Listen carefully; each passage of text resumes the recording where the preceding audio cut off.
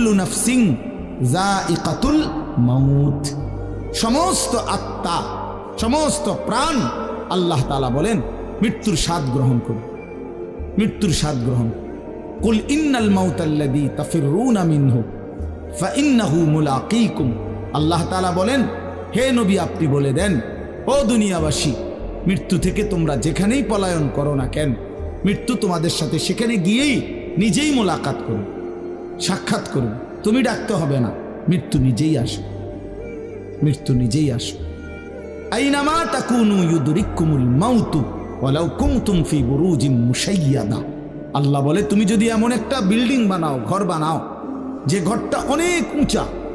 যে ঘরটার উপর দিয়া কেউ ভিতরে ঢুকতে পারবে না,